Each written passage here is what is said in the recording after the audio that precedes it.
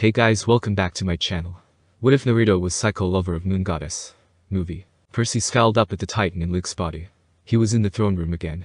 He'd been here before to send a message to his father, Poseidon. Kronos had disarmed him, knocked him down, and was holding the point of his sword, Backbiter, at his throat. They were both staring at the viewing screen that showed Typhon, the bane of Olympus, approaching, the gods trying vainly to stop it. Please, it has to happen now, Percy thought.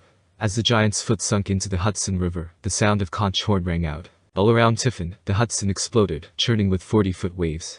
A new chariot, a blue one, flew out of the river and around the giant's legs. A dozen Cyclops, leading them Tyson, stood up and threw enormous chains around Typhon, slowly pulling him down. Now, my brethren, strike for Olympus. Came the enormous voice of Poseidon, the sea god, and the young half-blood saw that he looked young and strong, nothing like the old man Percy had seen at the bottom of the ocean. However, Kronos merely grinned and walked outside the throne room, before throwing his sword towards the Cyclops. Percy saw on the image that the sword sliced through half of the Cyclops holding the chains, making them crumble into dust. No. The gods all cursed as they saw the Cyclops cut down. The remaining ones were pulled free as Typhon roared and grabbed them all, before throwing them at the sea chariot. Poseidon gritted his teeth as he saw half of his children vaporize, while he was forced to dodge the second half. Some rescue, Poseidon. Zeus shouted at him. At least I tried, Zeus. He yelled back. Enough. Now is not the time for this. Athena said to both of them. We have to finish him now. Once he joins up with Kronos, they'll both be too strong for us to beat. It's too late for that. Came a voice they all knew and hated. My power grows. Soon I shall be stronger than all of you. Curses. Zeus said. Kronos is getting ready to assume his true form. We have to stop Typhon now. They all turned to the giant, getting their weapons ready, when another voice spoke out. You know, you could always ask for help. They spun around, pointing their weapons, to see a figure floating in the air behind them. His arms were crossed, and he wore a black-hooded cloak that covered his body and shadowed his face. Who are you? Zeus growled. Someone can see how bad this battle is going. If Typhon and Kronos join up, both of them will be more powerful for it. But, if you want me to help, just say please. We don't need help, Poseidon said. The figure's head cocked to the side. Cause you've done such a fantastic job of keeping everything together so far, right? He said, causing the gods to grit their collective teeth. Just ask. 2 little words. That's all it is. Otherwise, you will watch as your civilization falls. What could you possibly do? Athena shouted. We are the gods. There is no power greater than us. Really? Seems to me like you're getting your asses handed to you by this giant mofo. And as a matter of fact, I'm stronger than all of you combined. You lie. No, I don't. And I can prove it. He drifted forward, before rolling up his sleeve to reveal his hand, which he pointed at the giant's chest. Shinra Tensei, he said. For a second, nothing happened. Then the gods saw something they thought was impossible. Typhon was lifted off his feet. The enormous monster roared in pain as a ridiculously powerful force hit him in the chest, knocking him backwards. He flew for several miles, which may have seemed inconsequential for his bulk, but was still huge for most everything else. The Olympians stared. Then slowly, they turned back towards the mysterious figure. He crossed his arms and snorted. Believe me now? They all nodded mutely. Good, he said. Because now, I'm going to go take care of Kronos. Try not to let Typhon pass, will you? And he blurred from their sight. Kronos and Percy both stared at the image in fury and amazement, respectively. To see Typhon pushed back, even a little bit, was an amazing achievement, even for the gods. What happened? Kronos raged. The gods couldn't have done that, they're not strong enough. They're not, but I am, said a voice from behind them, and they turned to see a hooded and cloaked figure standing behind them, arms crossed. Then he shook his head. Honestly, why do all the titans and gods overestimate themselves so much? Who are you, stranger? Kronos said calmly. Do you have business with me? The figure raised a hand and picked his nose. Yeah, I'm kinda gonna have to stop you from destroying the mortal world. That's where I put all my stuff. Kronos dropped the calm act and let his fury shine through. Be dare he began, but was cut off when the person blurred from his sight and socked him in the jaw. Percy blinked in surprise as Kronos was thrown backwards from the force of the punch, something even gods had trouble with. Kronos stood up and called for his sword, which he probably turned back into a scythe, and then swung at the approaching figure with all his might. Imagine his shock when the figure simply put up a hand and caught it between his fingers with little effort. The person snorted, then Sparta kicked the Titan in the chest, knocking him back again. You can't defeat me, Kronos shouted. Soon I shall reveal my true form and burn you to ashes. But, I was hoping for a bit of a challenge before I go, the mysterious person said, his arms crossed. Then he held up a hand. But, before you do, he walked over to Percy, who was staring at the man in shock, and seized his collar, holding it high and walking out of the room. The half-blood immediately began struggling. What are you doing? Getting you out of here. Sorry kid, but just in case this fight turns ugly, I don't want you caught up in it. What are you gonna do? Throw you out. Let me go, asshole. Percy shouted, struggling wildly, but stopped when the man shook him hard. I could throw you out or drop kick you out, brat. Stop complaining. With that, he reared back his arm, and threw the yelling demigod out of Olympus. Then he turned back to Kronos, whose form was flicking with golden light. He was about to assume his true godly form, when the man seized both his arms. Kronos struggled wildly, but couldn't dislodge the person. Then he realized something else. His energy was being drained. All of his power, his energy, was being siphoned off from his body like dust into a vacuum. He looked up at the grinning figure, who he finally caught sight of his face. 3 whisker-like marks adorned his cheeks, giving him a somewhat feral appearance, while his eyes glowed purple, and had a ripple-like pattern. His hair was golden blonde, while his longer-than-average canines pointed from his teeth as he gave a carefree grin. Behold, Kronos. Even if I couldn't drain your energy and you were at 10 times your full power, I could still beat you, so just give up. Never. Kronos yelled, even as his power dropped, his form no longer flickering. Okay, fine. Then I guess you don't need any of your power then. The drain increased hugely, until Kronos felt as weak as any regular human. That should keep you down for a few thousand years, the man said lightly, before headbutting the Titan Lord hard, knocking him out, and pulling Kronos' side out of his grasp, giving it a twirl. There. Now let's make sure that the gods haven't screwed things up again, he said. The gods' curses Tiffin began to rise. They tried everything. They'd all attacked him at the same time. They'd all thrown their weapons at the giant's already hurt chest. But nothing seemed to work. Having trouble, said a voice from behind them, and they all turned to see the man from before floating behind their chariots, holding Kronos' side in his hand. You? What happened? Where's Kronos? Poseidon asked urgently. Down and out for the count. Assel almost got to his full-on rage mode form, but I knocked him out. The gods decided not to argue this, seeing as how Tiffin was standing up. You dare defy me? The giant roared, and brought a fist up to throw at the collection of chariots. Kronos' scythe turned into a sword, which the man promptly put onto his belt, then raised both his hands and made a strange hand sign. Banton. Dashaburi. Storm release. Skyfall. The man said. The gods stared as a storm cloud seemed to gather over Tiffin, crackling with energy, before dozens of bolts of lightning began to rain down on the giant, forcing him to raise both his arms to defend himself. How are you using lightning? Zeus shouted. Lightning is my weapon. You can't possibly wield it. Less questioning, more helping, the man said back. I'm gonna try something, so all of you have to keep him occupied. For how long? Athena asked. 30 seconds. That's how long it'll take me to recharge my batteries. The gods didn't ask what he meant, but instead turned to the giant who was recovering from the dozens of blasts. He only looked angrier than ever. I will destroy you all. None shall deny me my vengeance. Tiffin roared. The roar turned into a strangled gulp when Artemis shot a dozen arrows down his throat. Glaring down, Tiffin raised a massive hand and swatted downwards towards her chariot. Artemis. Athena shouted, trying to get to her sister, but there was no time, as the giant's hand impacted on the chariot, sending it to the ground. Sister. Apollo yelled, glaring at Tiffin with hatred. Boy, instead of acting all pissy, could you actually do something to stop him next time? The man said from behind them, and they turned to see Artemis, unconscious. She had reverted to her preferred form of a young girl, and was held bridal style in the man's arms. He threw her upwards a little, but before any of them could complain, the man made another hand sign. Kagebushin no jutsu, he said, and another figure appeared next to him and promptly caught the goddess, before flying away with her. What are you doing? If you're going to hurt her, Apollo threatened, but was cut off. If I was going to hurt her, I wouldn't have saved her, idiot, he said. And since you guys are doing such a fantastic job, I'll take over from here. I'll only need one technique for this. He raised his hands. Kagebushin, he said, and 6 clones appeared behind him. You ready, boys? He asked, and they all nodded affirmative. He held up a hand, and they all gathered around it. For a second, none of the gods could see what they were doing, until they all puffed into smoke, except the original. A small glowing ball of energy was in his hand, different colors running through it. 5 Gensum Shutsu. Resurrecting. 5 element release. Resurrecting. He said. The ball began to expand, until it was nearly the size of a house, still spinning rapidly. Eat this, the man said calmly, and threw it at Tiffin's chest. As it impacted, the ball expanded again, and the giant roared as it was hit by balls of fire, streaks of lightning, bits of earth, bullets of air and waves of water, all centered around the spinning ball. The gods all stared, dumbstruck, as Tiffin, the bane of Olympus, began to dissolve. Nuo. I can't be beaten. You shall all die for this. The giant roared, even as his body was disappearing. Ah, shut up, you big baby. The man shouted up at him.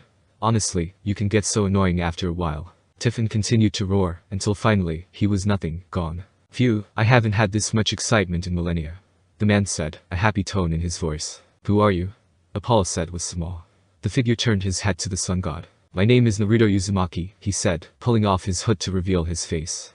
And we need to have a talk. It was a little while later that all the gods found themselves in the throne room, the seat of their power. Most of the demigods who had fought were in there with them, wondering who the hooded stranger was. Hades had shown up a little while ago with an army of undead, and had quickly routed the remainder of Kronos' forces. Said Titan, still in Luke's body, was thrashing on the ground, shouting curses, as he was held by dozens of chains that blocked most of his movement. Naruto, meanwhile, was holding Artemis in his arms, as she was still unconscious from Tiffin's blow, while the other Olympians, particularly Apollo, glared at him. As the moon goddess woke up, she found herself encircled by two strong arms, holding her easily. Not fully awake, she settled herself into a more comfortable position, shifting slightly to press herself against the warm chest. Most of the occupants in the room raised an eyebrow when the moon goddess started to get cuddly, with a man no less. Artemis's dislike for men was well known, so to see her snuggling into one's arms was somewhat disconcerting. "Give her to me," Apollo said, frowning in his 15-feet-high form. Normally, that would have looked frightening, having a god loom over someone, but the man merely raised an eyebrow. "Alright, fine," he said. "I have to go do something anyway." He handed Artemis over to Apollo, who reduced in size to be able to carry his sister, then stepped outside, walking past the demigods who were wondering what he was doing. Naruto walked down the steps of Olympus, heading for one specific area. The garden that was being used as a makeshift morgue, where all the demigods who had fallen during battle were resting.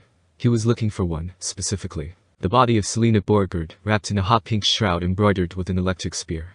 She was the only one left, as all the others had been burned. Clarisse LaRue, daughter of Ares, was sitting silently, grieving for her friend. Her head lifted at the stranger who approached, and she wiped her cheeks hurriedly, removing all traces of her tears. The stranger wasn't interested in that though. With a single move, he kneeled down, pulled out a strange knife and slit the shroud down the middle, revealing the pale body of the once beautiful girl. Her face had been mangled by dragon poison, and the stranger examined her, turning his head to the side inquisitively. "What the hell are you doing?" Clarisse demanded, drawing her sword and pointing it at the hooded stranger, who didn't move and didn't answer. He lifted a hand and swung it down slightly. Suddenly, her sword was ripped from her grasp by an unseen force, clattering to the ground. That didn't reduce her anger one bit, but it did give her some warning to not point weapons at the man. Other demigods had been drawn by her shout, and were wondering what was going. Several of the gods were also approaching. They all gathered around to see Selena's body being disturbed, and angry murmurs soon began to run through the crowd. No one angrier than the goddess of love herself. "What are you doing to my daughter?" she asked, her voice deathly cold. Most of the occupants of the courtyard shivered. When Aphrodite was angry, she'd been known to tear men's nuts off. He didn't answer. Naruto looked behind him, his face hidden by the cowl of his cloak, and his eyes narrowed. A puff of smoke issued next to him, and an identical cloaked figure appeared, looking at the crowd. "Make sure no one interferes," he said, and his clone nodded. "Got it, boss," he said, and crossed his arms, his stance giving a clear message. "No one passes." Naruto's hand descended to right above Selena's face and started to glow green.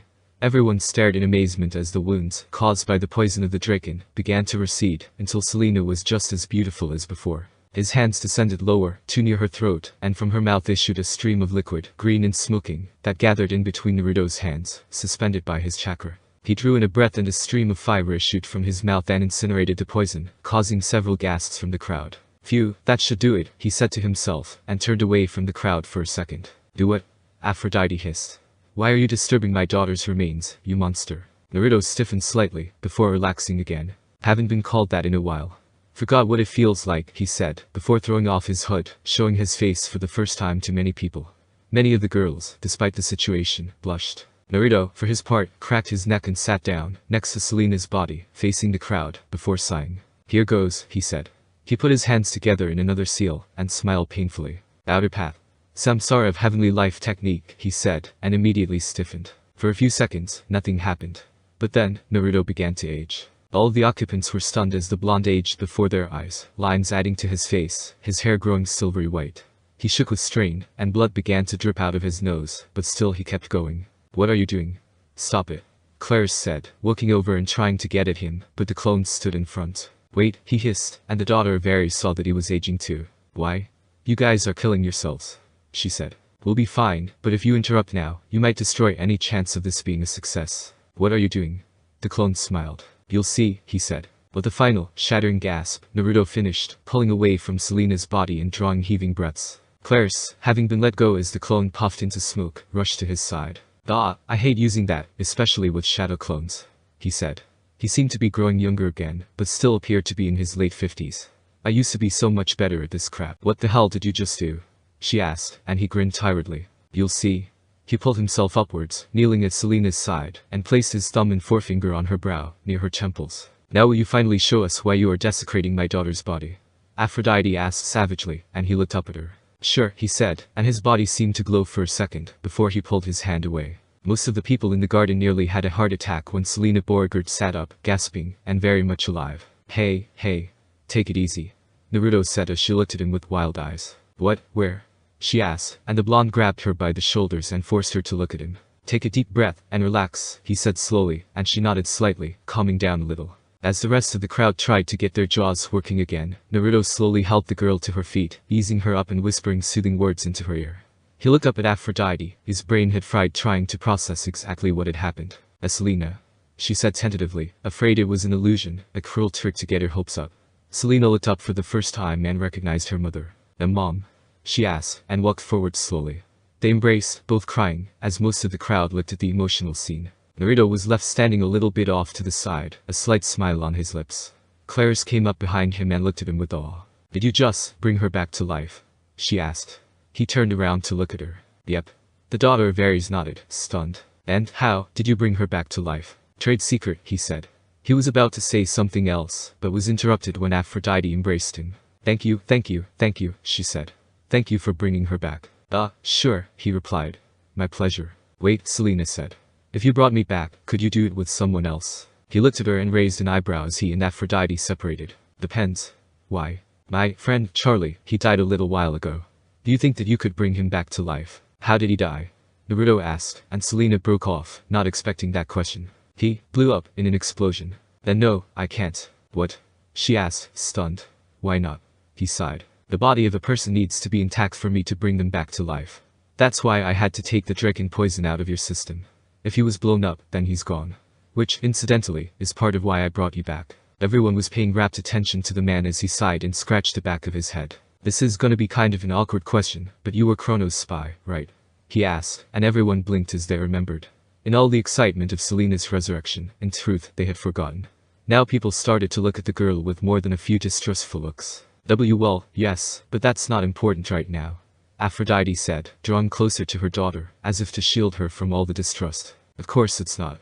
I don't know about the others here, but I certainly don't care that you were a spy," he said, speaking directly to Selena, who nodded silently. "But the fact of the matter is, no matter your actions when you arrived in Manhattan, you were still a spy before that. The judges of the dead will still consider you a traitor, so if I had let you go to the underworld, you most likely would have been put in the fields of punishment." Most people shuddered at the thought, then realized exactly how much the man had helped the young half-blood. And speaking of which, he continued. "I need to have a talk with all the gods, you included." Aphrodite blinked as the mysterious man turned away and walked back up the steps. Naruto sighed as he re-entered the god's throne room, drawing several glances from the still huge occupants of the room. Most of the gods raised an eyebrow at the small crowd that followed him through the doors. Artemis, who had woken up, looked with interest at the man who had saved her. The blonde raised a hand, and three roots split the marble floor and formed a table, around which 14 chairs appeared. He took one, and looked up at the tall forms who were staring in amazement at their new table. "Sit down. We need to talk." "We're fine on our thrones," Zeus said belligerently. Naruto's eyes narrowed. "I'm sorry, did I give you the impression that I was asking?" The gods all stirred angrily at his words. "How dare you speak to us like that?" Hades growled. "You're a mere mortal.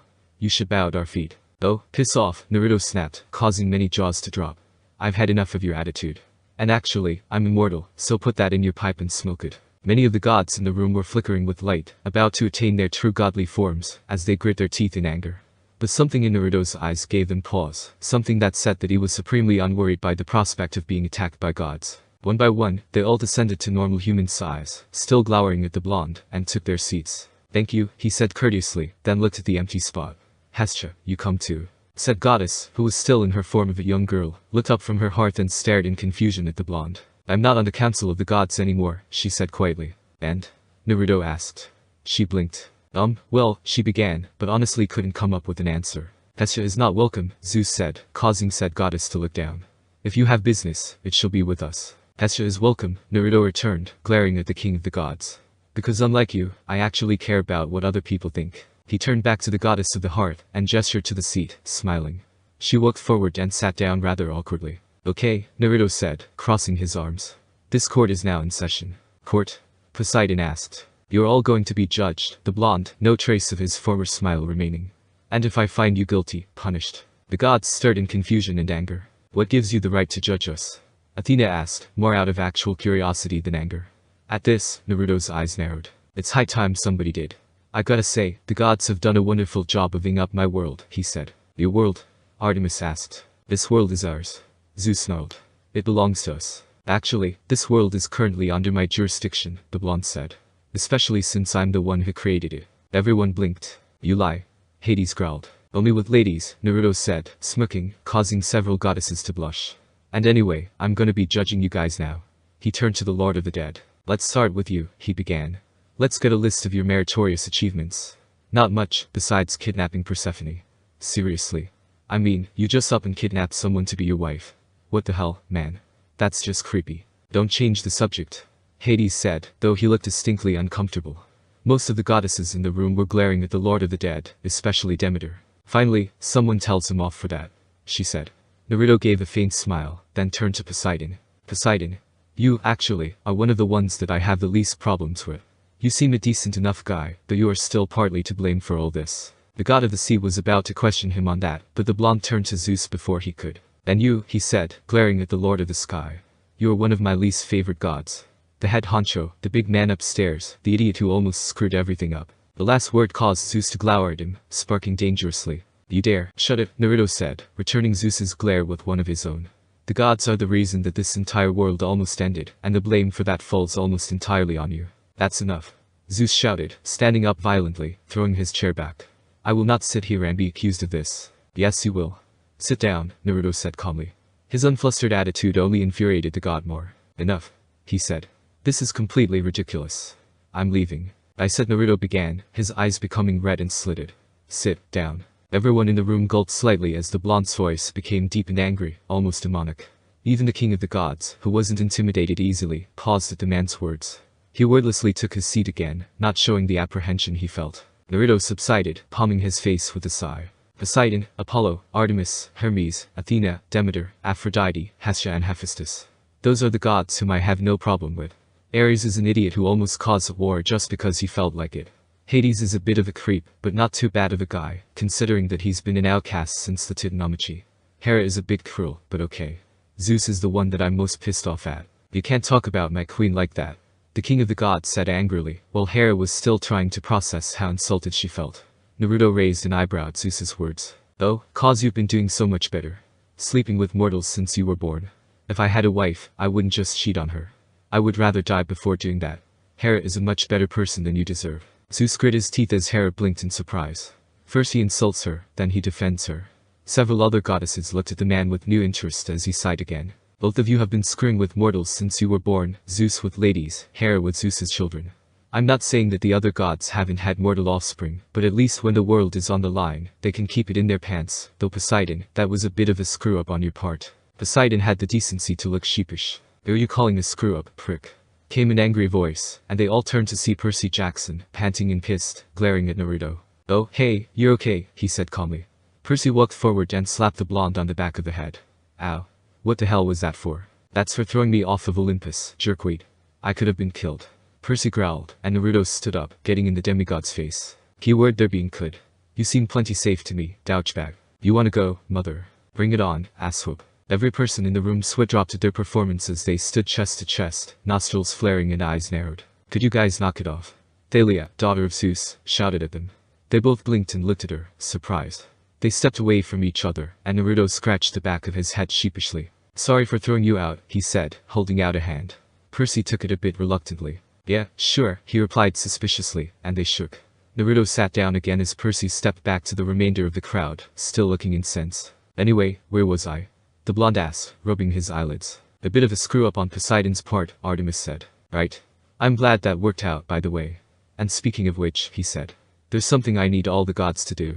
Why should we do anything for you? Zeus snarled. All you've done since you've arrived is insult and threaten us. Naruto blinked at the sheer idiocy of the god's statement. Most of the people around the room looked at Zeus, incredulous that he could be so ungrateful. I'm also the one who defeated both Tiphon and Kronos, the blonde said, his voice quiet. You really do have an inflated sense of your own importance. I'm a god. Zeus yelled, standing up again. I'm many times more powerful than you. Naruto raised an eyebrow. Says the one who was getting his ass kicked by a guy that was cut into 1,000 pieces. And if we were going by levels of power, he began, slouching in his chair and picking his teeth. Well, imagine if a fly crawled up to your table and started to get snarky. Most of the occupants of the room gulped slightly. Zeus, however, was simply too far gone by now. I'm more important than you. I rule over this entire planet. Exactly, the blonde said. Everyone looked at him in confusion. You rule over this planet. This one, minuscule planet, in one tiny solar system, in a galaxy that's barely out of its diapers. Naruto glared at the king of the gods. I'm old, Zeus. Very, very, very old. So, I invite you to try to comprehend how insignificant I find you. Zeus was about to retort, but Naruto sighed and rubbed the bridge of his nose. Look, we could trade insults until I grow old and die, which is unlikely, so I'll just lay it out for you. Currently, I'm in a bit of a predicament. Actually, I'm trapped. Everyone blinked in surprise. If you're so powerful, then how could you have been trapped? Athena asked, curious. I was taking a nap. Naruto said, scratching the back of his head sheepishly, causing the occupants of the room to face fault. Honestly, I'd gotten careless. Over 3 million years, give or take, had passed since I'd last been here, and I wasn't really expecting any trouble. Then his eyes narrowed. A bunch of guys trapped me inside of an egg and buried me, sealing almost all of my power away. An egg? Zeus asked contemptuously. Yes, an egg, Naruto said calmly, but everyone could tell that he was getting more and more annoyed with Zeus's attitude. So powerful, and yet you get stuck in an egg. Was it from a chicken or an ostrich? The king of the gods snorted. Naruto fixed him with a glare. Not quite. This egg happens to be 12 feet tall with alternating foot-thick layers of diamond, adamant and titanium, then fixed with some of the most complex and dangerous power-repressing seals known to man, Naruto said, his voice deathly quiet. Everyone gulped, and for once, Zeus was at a loss for words. And did I mention that this egg happens to be buried about 600 feet below the earth? He asked, and everyone shook their heads, trying to imagine what he was talking about. How long have you been there? Artemis asked, horrified. Well, I started around 30,000 years ago. And you haven't been up since? Athena wondered. Naruto's fists tightened. The descendants of the men who put me there guard me all the time. They keep me on a leash, only letting me out when they want to destroy something. They fixed me with some pretty good seals. I can't get out of them or harm the men who use them. So I'm stuck doing their bidding. What do you mean? Hesha asked. He gave her a pained look. Let me put it this way. Last time they hauled me up, Noah was building a boat, he said, causing everyone's eyes to widen. Then his face wrinkled, like he just tasted something sour. You've got to get me out. Everyone raised an eyebrow. He seemed pretty desperate. Why? What's the matter? Athena asked. Inside the egg, it's too horrible to think about. What? Aphrodite questioned worriedly. Naruto looked like he was having a panic attack. It stinks. It smells like someone dropped a dead animal into a puddle of tar and lit it on fire, he said, making choking noises. Plus, there's an aftertaste like diesel. Like a diesel white tinge to it. Everyone's sweat dropped. And you think we can break you out? Zeus said, raising an eyebrow. There's your ridiculous bravado again. Of course you can't.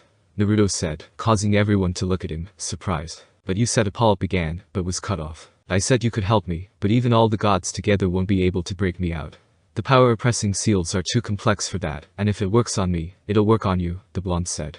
However, you can help me take the bullets out of my captor's gun, so to speak. What do you mean? Athena asked. I mean, if you can kill the ones who are controlling me, then I can do the rest. And besides, he said, glaring at Zeus. I do believe that you owe me. Zeus fidgeted as all the gods looked at him. We do owe the guy one, Thalia said to her father. Naruto looked over at her. 2. 1.5, she replied. They both blinked, then gave matching grins. This seems very familiar, Percy said, scratching the back of his head. So will you help? Naruto asked, looking around the room at the assembled gods. Artemis stood up. Even if the others won't, then I will, she said, giving him a slight nod, which he returned gratefully. Aphrodite stood up next. You saved my daughter, she said, smiling at him. I'll help too. As will I, Athena stated. After all, you did help us. It's only fair that we help you in return. I agree, Hesha said. Naruto looked around as each of the gods mumbled their consent, except for Zeus. Said god looked around at everyone who was staring at him expectantly. Oh, fine, he grumbled. Do what you want, but I'll have no part in it. As he finished, a clap of thunder sounded, and Zeus was gone. Naruto rolled his eyes. Geez, dramatic, much, he said, and several goddesses giggled. Then he clapped his hands and said in a happy voice, Okay. Who's up for some prison breaking? Nahahaha. Naruto cackled madly. I'm so excited. So you keep saying, Athena deadpanned. Hey, I have a perfectly legitimate reason. For talking incessantly on the way down. Exactly. Most of the gods in the elevator rolled their eyes at the blonde. Since their little talk in the gods' throne room, Naruto had been randomly breaking into giggles like a crazy person.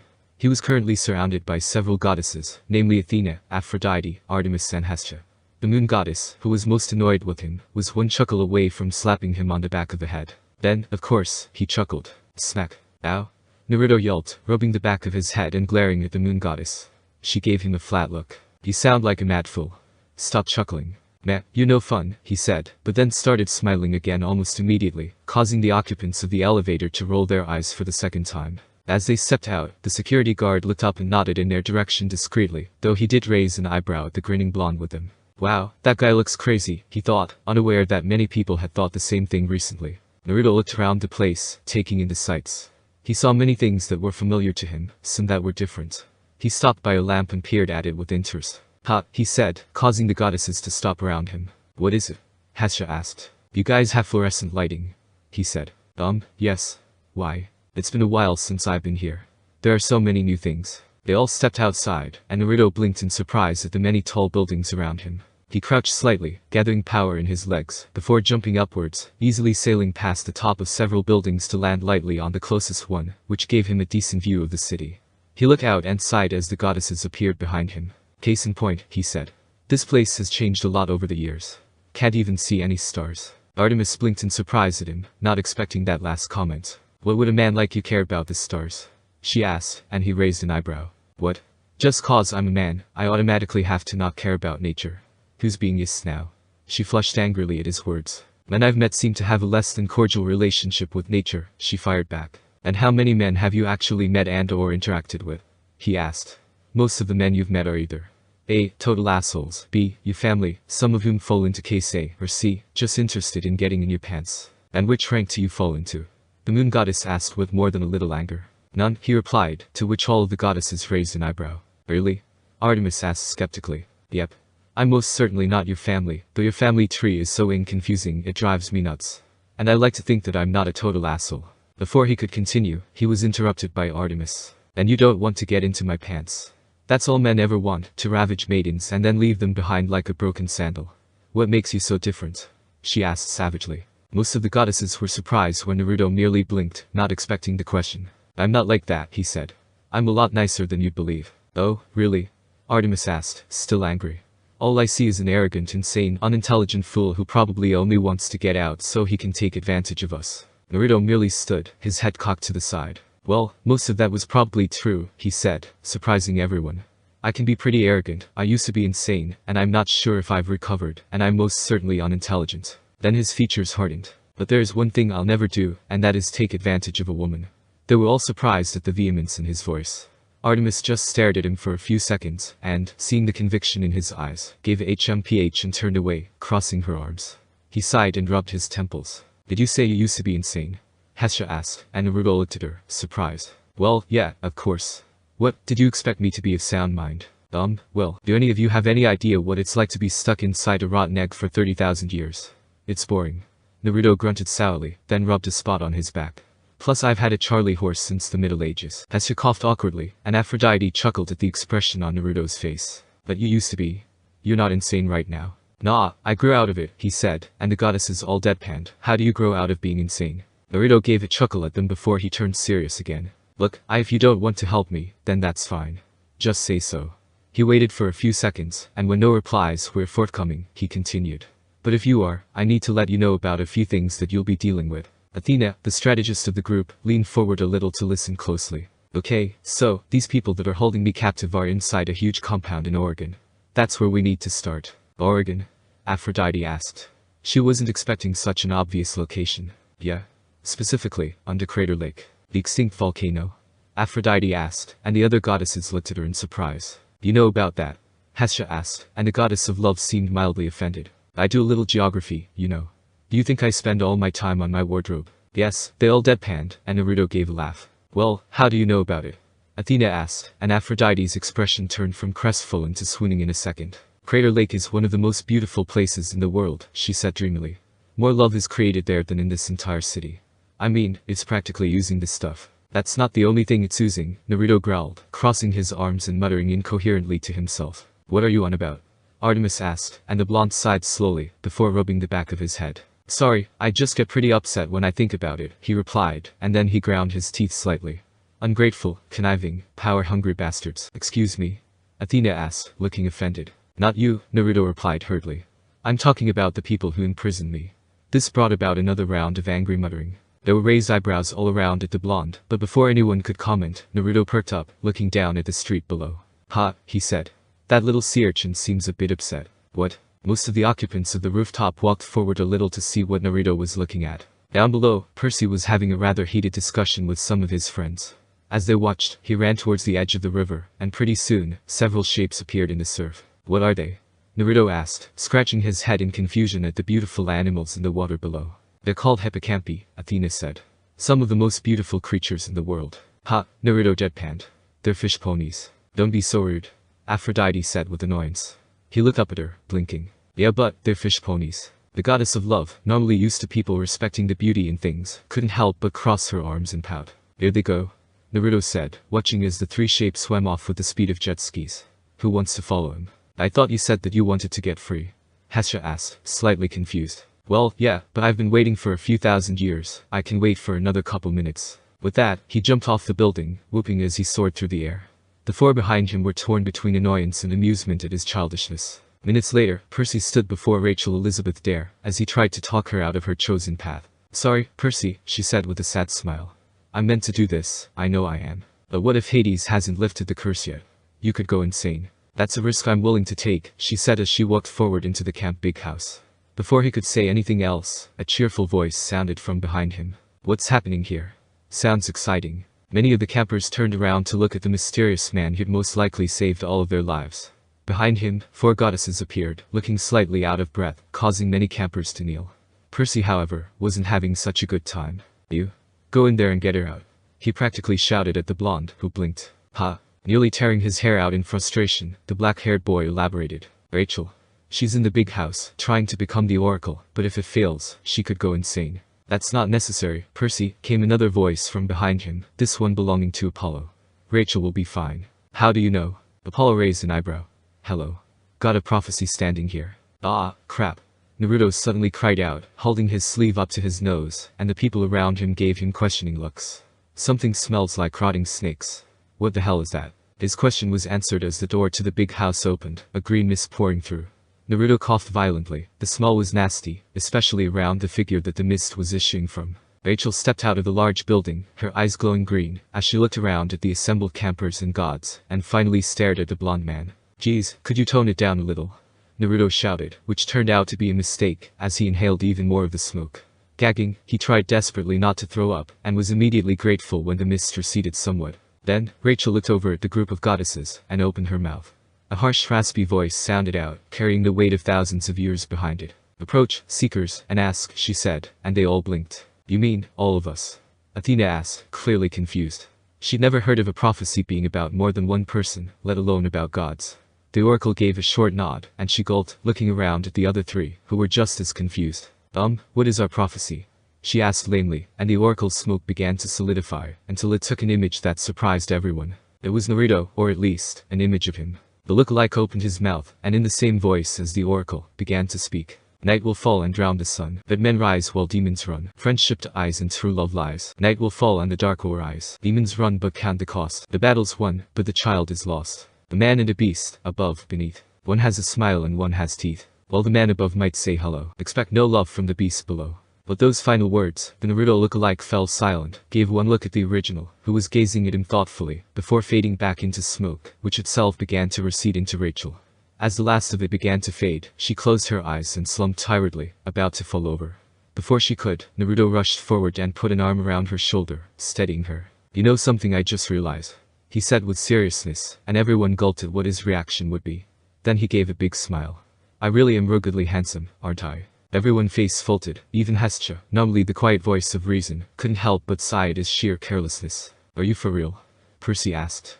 That was easily the scariest prophecy I've ever heard, and I've heard some that would give people nightmares. You kidding? Aside from the nasty smelling smoke, that was awesome. You never take a prophecy lightly, especially not one like that. Meh, prophecy.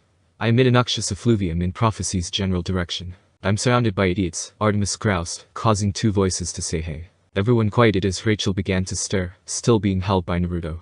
As she opened her eyes, she caught sight of the handsome blonde man holding her up, and her cheeks darkened slightly. What happened?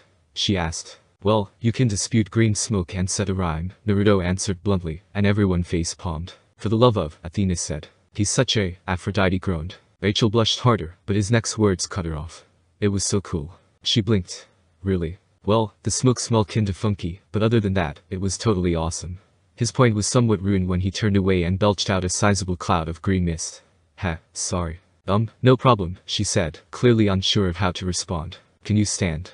He asked, and she blushed even harder as she realized that she'd been unconsciously leaning into his warm and very muscular body. Yeah, she said, stepping away from him with only a hint of reluctance. I think that it's time you explained some things to us, brother, Artemis said with a glare at the sun god, who was caught off guard at her sudden question. What? Don't play dumb with me, no matter how easy it is, she growled at him, and Naruto laughed. Ha ha. Good one. He said with glee at the offended look on Apollo's face. That's so rude, little sis. I'm not that stupid. You barely even have a brain, you great big bowl of gas. And for the 5 millionth time, I am not your little sister. Apollo recoiled slightly at his sibling's anger. I have a brain, he murmured quietly. I just don't use it much. By now, Naruto was literally rolling on the ground with laughter, struggling to draw breath at the hilarious display before him. Finally managing to recover after a few seconds, he wiped a few tears of mirth from his eyes, as he continued to chuckle. Oh, man, I haven't had a laugh this good since I hung out with Pan. The full 5 seconds of silence followed his statement. At this point, practically nothing surprises me anymore, Athena said tiredly. A dozen nature spirits, satyrs and imps alike, approached the man on the ground almost reverently. You've met Pan? They all clamored, and he gave a huge grin. Oh man, Pan was awesome. I met him when I was exploring, he and I had so much fun together. We sang, drank and danced like idiots all over the place, and we loved it. Wait a minute, Aphrodite said. If you met Pan, why haven't we seen you sooner? He was a god, he should have told us. There were a few reasons for that, Naruto said. For one, I was almost as weak as an average human, but the real reason he didn't tell you was because I asked him not to. Why? Didn't you want to get free? Hestia asked, confused, even though Athena immediately saw the wisdom of his actions. You did want to get free, she said quietly. You just couldn't trust us to help you. Exactly, he said sadly. I had watched the gods for centuries. I knew that if I tried to present my case to Zeus, he would shoot it down, or even likelier, shoot me down. And that was something I couldn't afford. I'd spent too much effort into finding a way to communicate with the outside world. I wasn't about to risk screwing it up. Everyone around was quiet as they tried to absorb that information. Finally Artemis broke the silence. That's another thing I've been meaning to ask you, she said. How are you even speaking to us? If your physical body is 600 feet below the ground, how are you here? Naruto seemed to sag slightly as the question was posed to him, and for the first time, the people around him got a little glimpse of how miserable he was. More by sheer dumb luck, really, he said with a morose laugh. I don't think you would be interested. On the contrary, the moon goddess said, not seeming to notice how sullen he had become. I'm quite interested. Artemis, let it go, Aphrodite whispered quietly, causing all the goddesses to look at her in surprise. She seemed worried. They were right. She could feel the raw emotions brewing beneath Naruto's relatively calm exterior, and knew that pushing him was a very bad idea. Before anyone could say anything, Naruto made a hand sign, and a small leaning chair made of wood pushed itself out of the ground, right under him, and he settled down, sighing. Alright, I'll tell you, he said, to the surprise of many. It was pretty much an accident anyway. He seemed to collect himself and began his story. Does anyone know the origin of Crater Lake? He asked, and several people nodded. It used to be an active volcano called Mount Mazama, said a girl with blonde hair and gray eyes. Point for the lady, that's correct, he said. Well, truth is, that's where my prison got dropped into. The volcano? Hestia asked incredulously. Yeah, the guys who imprisoned me needed a fast and easy way to get me out of the way, and digging a big asshole didn't seem like a very good idea, so they did the next best thing. They shoved my prison into Mount Mazama, probably the biggest volcano on the planet. Aren't there bigger ones under the sea? Why didn't they just put you there? Athena asked. Not so easy to do. They needed to build a base to monitor and siphon off my power, and it's a lot harder to do that underwater, especially since they needed to be pretty close to me to do it. So they put me there close to 30,000 years ago, shoving me into a prison and letting me sink deeper and deeper into the earth, going with the lava flow. The weight seemed to drop onto his shoulders. All the people listening to his story could actually see how tired he was, not physically, but mentally. And then, around 5700 BC, they brought me up. For a little while, I actually thought that they might have changed, that I might have a chance of freedom. Then his eyes darkened. But that's not what happened. They gave me an order, one that I couldn't refuse. What was it? Athena asked, almost afraid of the answer. They told me to flood the entire planet. Everyone gasped, even some of the gods. They stared at the man before them with wonder, and just a hint of fear. But you have to understand, he said. I never wanted to do it. Before they made me, I sent out a physic warning across the planet. warning anyone who was listening of what was coming, asking them to prepare themselves. Most people heard it. Some chose to ignore it, others didn't. Once I was done, they shoved me back into my prison. And that's where things get even more violent. When they put me back, how do you think I felt? Angry? Hesha asked hesitantly. Naruto gave his sardonic laugh. Angry? Angry doesn't even begin to cover it. Try murderous. Everyone gulped as Naruto stood up and walked over to the railing overlooking the ocean, sighing. I was the one who caused Mount Mazama to explode, he said quietly. What? Athena gasped. How? Ever heard the saying anger is a powerful force? Yes. Well, in my case, it's quite literal. When I get angry, bad things happen, and at that moment, I was absolutely furious. The volcano had already been stressed. It would have blown up sooner or later. I just provided the last push. Naruto sighed. He seemed more and more exhausted with every word he said. And that's part of how I'm talking to you today, he said. In the aftermath of the explosion, the crater slowly filled up with rainwater until it was a lake. There were only a few people who ever approached it. The Klamath Native Americans believed it to be inhabited by the god of the underworld, Lao. So, only people who were strong spiritually approached it. One of them died, and sank down into the bottom of the lake. Naruto chuckled. By sheer chance, his body went down into the lava flow, and most of it disintegrated, but enough managed to get down to me for me to make a path. That's what this body is. A path. The body that I could control from a distance as if it were my own, Naruto elaborated, raising his shirt to show several black spikes in his body, though most of the girls weren't as occupied by those. These are what I used to control it from afar. It was the only option available to me. I couldn't make a shadow clone that would last long enough. Over the next few hundred years, I managed to shove the body upwards, a few inches at a time, until I was finally somewhat free. Why? Aphrodite asked. He looked her, surprised. What do you mean? Why did those monsters want to flood the world? Kill thousands. More like millions, Naruto growled. And to answer your question, for fun. What? Came the response from many. The blonde merely grit his teeth. That's why I want to get free, not just because of what's happening to me, but for all the people those bastards made me kill. They deserve justice. His voice deepened, becoming lower and angrier. And I deserve vengeance. Silence flowed for a few seconds, and Naruto gave a sigh, releasing a little bit of tension. Okay. Everyone looked at the source of the voice, and were surprised to see Artemis looking at the blonde thoughtfully. I'll help. You're right in that the people that died deserve justice. Then her eyes narrowed. But I'll help for them, not for you. Because, in all honesty, I don't trust you. She walked off, leaving many surprised people behind, including but not limited to the 3 other goddesses. I'll go too, said Claris, who had recently arrived, in time to hear Naruto's story. And me, Aphrodite said, giving a smile to the blonde, who returned it tiredly. I will as well, Athena said. Hesha didn't say anything, just gave Naruto a small nod and a smile. Well, awesome. Naruto laughed. I'm gonna get free. Naruto whistled a jaunty tune as he sat upon the roof of the big house. It was nearly sunset. The last rays from the glowing orb were vanishing over the hills. Already, shadows were lengthening across the valley of Camp Half-Blood, covering most of it with darkness. To most other beings, this would probably be somewhat scary, but not for him. He'd always been comfortable in the dark. He looked up at the twinkling pinpricks of light in the sky and closed his eyes.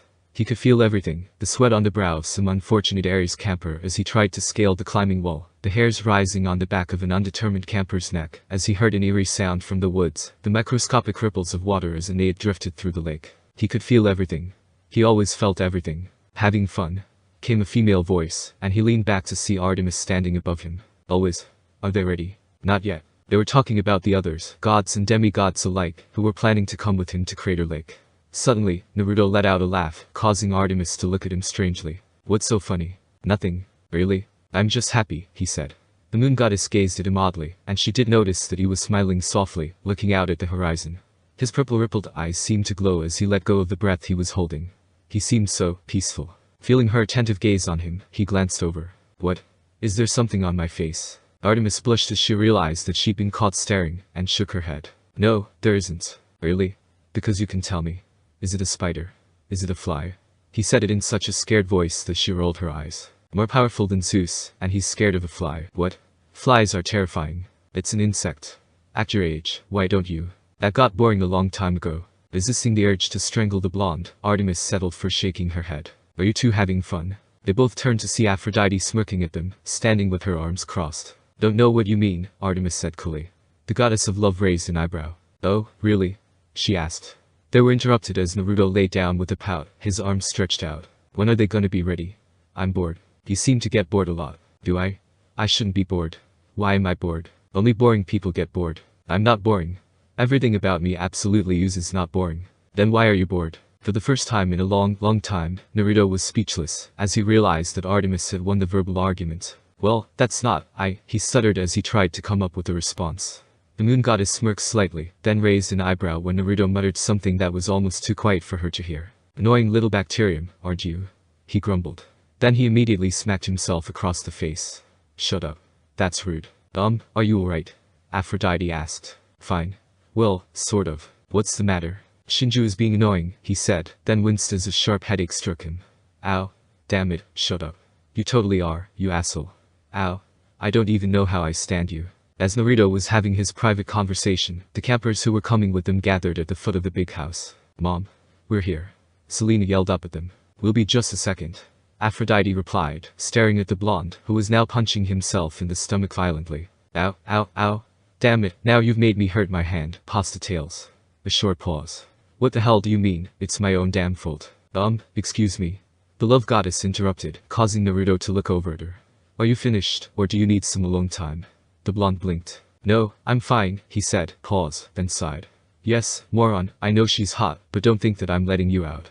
Remember last time? Aphrodite blushed at the blonde's comment, even as he kept talking. What? No, that was totally your fault. Now stow your crap, before I put you back in your cage. Oh, destroyer of worlds my ass, I can still kick the crap out of you. I've done it before, haven't I? And yes, I still think your tails look like pasta. Now shut up, I'm trying to concentrate here. He huffed as the annoying creature in stomach fell silent, then jumped off the roof of the big house, landing in front of several campers, who drew back involuntarily as the ground cracked under his feet. So, is this everyone? He asked, looking around at the small group, which consisted of Silena, Claris, Thalia, Percy, Annabeth and Neko. They all nodded. Where are we going again? Percy asked, scratching his head. Crater Lake, seaweed brain, Annabeth replied, punching him on the shoulder affectionately. Most of the others smiled as Percy rubbed his arm, struggling but not quite succeeding to look angry. Alright, everyone, listen up, Naruto said. Everyone stood a little straighter as he eyed them, taking in their nervous expressions. What? I'm not going to disintegrate you. Relax. Of course, this had the opposite effect of what he hoped, as they stood even more stiffly. Naruto frowned for a second, then sighed. Alright, this clearly isn't going to work. Everyone sit down. All the demigods blinked. Where? Thalia asked.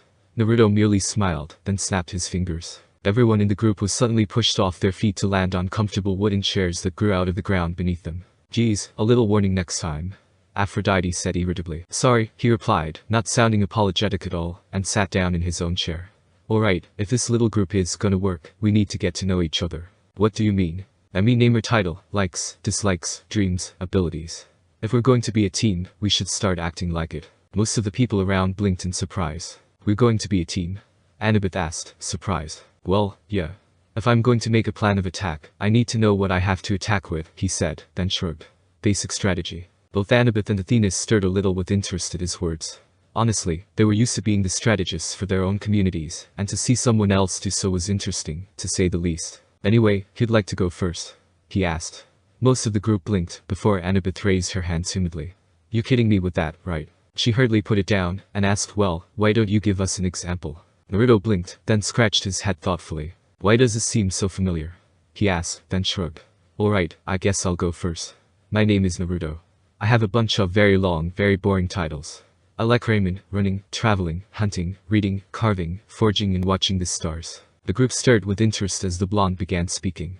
They'd all been curious about this mysterious person who possibly saved all their lives. I dislike arrogant people, those who judge books by the cover. Here, he gave a small sidelong glance at Artemis, who huffed and turned away. And he paused for a second, struggling to get the words out, in time it takes for ramen to heat up. My dreams, well, probably to get free in the next 24 hours. Other than that, I don't know. As for my abilities, well, with my main body, I can pretty much do anything. With this weaker one though, I have better senses than any animal, I'm stronger than an elephant, and faster than a Rasakur. So basically, I'm awesome. The group blinked at Naruto's assessment of his own skills, and Artemis, predictably, snorted with contempt. Of course you do. Should we not bow before your greatness, almighty one? No way. He said vehemently, surprising everyone. That's the one thing I don't want. No one should ever bow to me. Everyone blinked. The demigods were stunned that a guy who claimed to be more powerful than any god didn't want to be shown respect. Wow. And why not, might I ask? It makes me feel old. Artemis gave him a flat look. You're old. And you're ugly. Excuse me. Anyway, who's next? He looked around at the group, ignoring her furious glare. They all seemed collectively disinterested in being looked at. Slowly, Athena raised her hand. Alright, your turn, Athena, Naruto said, putting both hands behind his head. Alright, the goddess replied, taking a second to collect herself. This was surprising for the other goddesses, though they didn't let it show. She'd always been calm and composed, but now, she seemed almost flustered. My name is Athena, goddess of wisdom in battle. I like reading, writing, art, music and weaving. I dislike spiders and those who take knowledge for granted. My dream, I'm not sure. As for my abilities, I am a master strategist, and I wield a spear, sword and shield. I am confident in my own skills. She looked around, taking in many expressions, ranging from admiration to interest. When she finally arrived at Naruto, she was surprised to see that he was looking at her with a big smile on his face. Awesome. Sounds like you kick ass, he said, and Athena blinked in surprise at the compliment. Anyway, who's next? I'll go. Aphrodite said cheerfully. My name is Aphrodite, goddess of love.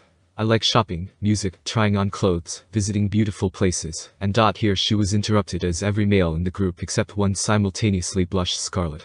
The other demigods and goddesses all facepalmed. Mom?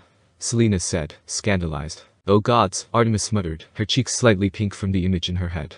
Naruto meanwhile, merely pinched the bridge of his nose and sighed. Doesn't even try to hide it. But anyway, I dislike people who don't appreciate beauty, prudes, and my husband. She was interrupted again as Naruto raised a hand and ran it through his hair, muttering with his eyes closed. Oh, for crying out loud. The goddess of love looked over at him, eyebrow raised, as the rest of the group looked between the two awkwardly. Aphrodite's lack of marital relations with her husband were legendary on Olympus, as was her frequent trysts with mortals. She looked at him, a confused expression on her beautiful face. What's the matter? Later. Okay, well, anyway, my dream is, probably to find someone who can satisfy me. What do you mean? Someone who can my brains out. Mom? Have you no shame? Troublesome. Anyway, I can charm anyone with my voice, and I'm fairly handy with knives. As she paused her speech, she finally looked around at the gathering, before realizing that everyone was a shade of red that was pressing the limits of good health, and blinked slowly. Is something the matter? Later. That's the second time you've said that. I happened to notice, thank you. She peered at Naruto oddly, though he just massaged his temples and sighed. Next person? He asked, and Hestia slowly raised her hand. You go ahead. My name is Hestia, goddess of the hearth. I enjoy reading, quiet places and tending my fire. I don't like it when my siblings argue. My dream, I'll keep that private. I have moderate control over fire and use an iron staff in combat. Sounds good, who's next? How about some demigods?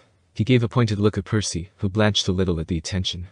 Okay, well, my name is Percy Jackson, son of Poseidon, god of the sea. I like swimming, canoeing, capture the flag, basketball and, here he blushed bright red, as he took a fleeting look at Annabeth, his cheeks flushed slightly as well. You like what? Athena asked, a stern look on her face. I didn't hear you. Don't believe the poor kids, Naruto said with amusement. I think they're cute together. The goddess of wisdom looked at him with a hint of anger, while her daughter looked surprised. How did you know we were? She began, but, seeing a very nasty light in her mother's eyes, didn't finish the sentence. Naruto merely gave a chuckle. Please, I've been doing this a lot longer than any of you. I know how to spot two people who are hopelessly in love with each other. You two red-faced children and one furious mother. Don't look so upset, Athena, Naruto chided. You can't control how people feel. But we're getting off topic. He looked back at Percy.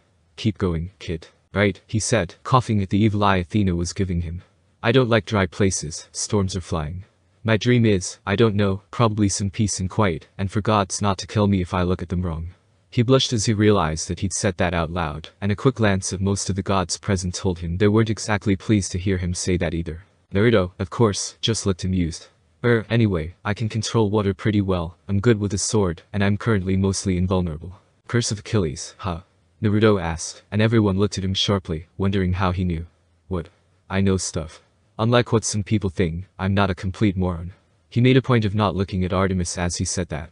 Next. I'll go, Thalia said with a grin. My name's Thalia, daughter of Zeus, god of the sky and currently a hunter of Artemis.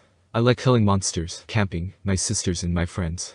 I don't like water, small spaces, or heights. Here, Percy and Naruto both let out small snickers, and she glared at them balefully. And I particularly dislike annoying boys. My dream is to continue to serve my lady Artemis. I can control electricity and use my spear and shield in a fight. Naruto smiled. Girl who can kick any boy's ass, huh? Damn straight. Good for you, he said, and Thalia looked at him, surprised, but he'd already turned to the group. Next. I'll go, Neko muttered. My name is Neko D'Angelo, son of Hades, god of the underworld. I like reading, collecting stones, finding ancient bones and putting spears to rest. I don't like obnoxious ghosts, people who don't pay respect to the dead, and I also don't particularly like my stepmother. He was interrupted as every flower around his feet simultaneously leapt up and tried to strangle him with their stems. Naruto just sighed and snapped his fingers. The flowers fell back to the ground, unmoving. Please continue. Stunned at how easily Naruto had overpowered another god, even a minor one, the group just gaped for a few seconds, before Neko managed to close his mouth. Well, I'm not sure what my dream is, but I use my sword and power over the dead in battle. That would be useful, Naruto said excitedly. Can you choose who you bring back? No, unfortunately. My father can, but my reach doesn't extend that far. I can only choose people of a class, like US Army or Spartan warriors. Things like that. Still useful. Anyway, who's next? I'll go, Annabeth said excitedly. My name is Annabeth Chase, daughter of Athena, goddess of— Yes, we know who I am, dear. I already introduced myself, remember? Blushing, the girl stuttered for a minute before managing to get over her embarrassment. Naruto, Thalia and Neko looking like they was about to burst out laughing didn't help, though Percy wisely kept his amusement hidden. Well, I like architecture, books and inventing. I don't like small spaces and I hate spiders, she said, shuddering. My dream is to finish my work on the architecture of Olympus. I use my knife in combat and I'm pretty good with strategy. While Athena looked at her daughter with pride and Percy with affection, Naruto just smiled. I look forward to seeing what you come up with. Me too, Percy said dreamily, though he blushed when Naruto burst out laughing. If you're quite done, Artemis said balefully to Naruto who was still chuckling. I believe it's my turn. Finished laughing, he simply nodded. Right, sorry. Continue, please. Raising an eyebrow at his sudden contriteness, she simply gave an unladylike snort. Very well. My name is Artemis, goddess of the moon and the hunt. I enjoy training with my hunters, killing monsters and wood carving. I dislike corrupted girls and arrogant men. Predictably, she gave a glare to a certain blonde as she said this, who merely stuck his tongue out at her. My dream is private. I use my bow and hunting knives in combat. Naruto gave a small smile and stood up. Alright, now that the storytelling's done, let's go. He snapped his fingers, and they all fell on their butts as they suddenly appeared in the middle of a forest, absent the wooden chairs they'd been sitting on. Geez, a little warning next time. Percy groused. Don't get snippy with me, moron, Naruto replied. If you can think of a faster way to travel, let me know. Where are we? Annabeth asked, looking around. Utah, Naruto answered and their eyes boggled at him. But not even shadow travel is that fast. Neko said. The god's top speed isn't that fast, Hashira muttered. Naruto sighed. And that's another problem with you guys. You have the power, just lack the imagination, he said. To do what? Athena asked, intrigued. Punch a hole through space to get to where you want quickly, he said calmly. Allows for instantaneous travel. My great-granduncle figured it out years before I was born. Then my mom rediscovered it, and was kind enough to share the technique with my dad. He was made famous for it. But you said you were thousands of years old. No civilization on Earth has ever had that kind of knowledge. Annabeth said, freaking out. No human has ever discovered how to do that. She was stopped from having a total panic attack when Naruto laughed and patted her shoulder. My dear Annabeth, he said with a grin.